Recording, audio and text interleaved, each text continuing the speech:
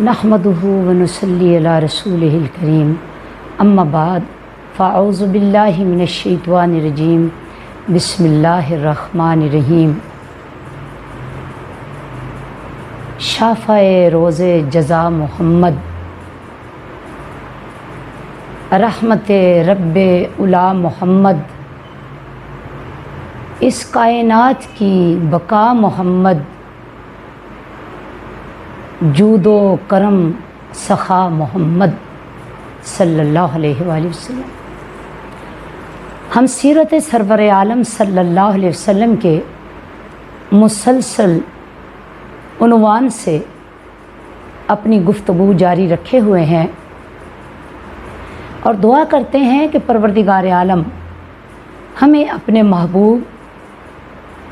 اپنے حبیب تاجدار عرب و عجم رحمت عالم صلی اللہ علیہ وسلم کی سیرت طیبہ پر گفتگو کرنے کی اور اس کا حق ادا کرنے کی توفیق عطا فرمائیں۔ ہماری زبان کی گرہ کھول دیں اور ہمارے لیے بات کرنا اور اس روئے زمین تک پہنچانا آسان فرما دیں، آمین ثم آمین۔ اب سیرت سرور عالم صلی اللہ علیہ وسلم کا مطالعہ کرنے سے پہلے یا سننے سے پہلے یہ ضروری ہے کہ ہمیں پتہ ہو کہ سیرت ہے کیا، سیرت کسے کہتے ہیں۔ اب محدثین و فقہاء نے مختلف کتب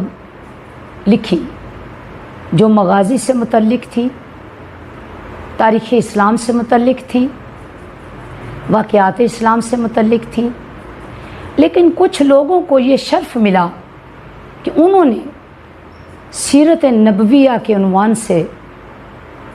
نہ صرف لکھا، بیان کیا، اور مجھے بھی اللہ رب العزت اپنے کرم سے یہ شرف عطا کر رہے ہیں کہ میں بھی اس کے محبوب سرور عالم صلی اللہ علیہ وسلم کی صفات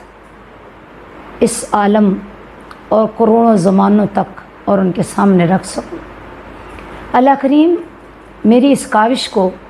بارگاہ کرم میں شرف قبولیت عطا فرمائیں، آمین۔ اب اللہ رب العزت نے رحمت عالم صلی اللہ علیہ وسلم کی ولادت سے لے کر آپ کے وصال تک اور وصال کے بعد تک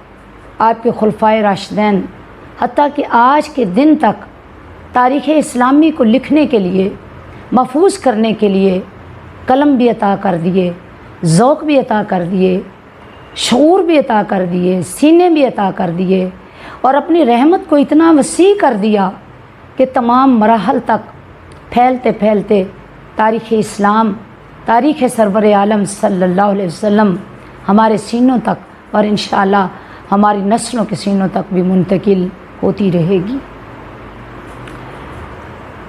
اب حضور سرور عالم صلی اللہ علیہ وسلم کی ولادت باسعادت سے وفات تک کے تمام مراحل، آپ کی حیات پاک، آپ کی ذات، آپ کی صفات، آپ کے دن، آپ کے رات، اور وہ تمام چیزیں جن کو آپ صلی اللہ علیہ وسلم کی ذات والا صفات سے نسبت ہے، اسے سیرت کہتے ہیں۔ خواہ وہ انسانی زندگی کے معاملات ہوں یا نبوت کے معجزات ہوں، ان سب کو بیان کرنا اور ان کو شمار کرنا اور ان کا جائزہ لینا، احاطہ کرنا اور سٹیپ ٹو سٹیپ آگے بڑھنا ان پر، یہ سیرت ہے۔ چنانچہ اعلان نبوت سے پہلے اور بعد کے تمام واقعات، کاشانہ نبوت سے جبل حرا کے غار سے جبل سور کے غار تک، اور حرم کعبہ سے طائف کے بازار تک، اور مکہ کی چراگاہوں سے ملک شام کی تجارت گاہوں تک، ازواج مطہرات کے حجروں کی خلوت گاہوں سے لے کر اسلامی غزوات کی رزم گاہوں تک، آپ کی حیات مقدسہ کے ہر لمحہ میں آپ کی مقدس سیرت کے آفتاب عالم تاب میں جلوہ گر رہے ہیں۔ یہ حضور سرور عالم صلی اللہ علیہ وسلم کی سیرت کا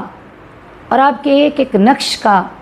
آپ کا اٹھنا بیٹھنا، چلنا پھرنا، گفتگو کرنا، آپ کا سکوت، آپ کا بیان، آپ کے وعظ، آپ کی حیات طیبہ، آپ کا اسوہ کامل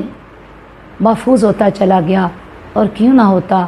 اللہ رب العزت نے اپنے حبیب کو قرآن کی عملی شکل بنا کر بھیجا۔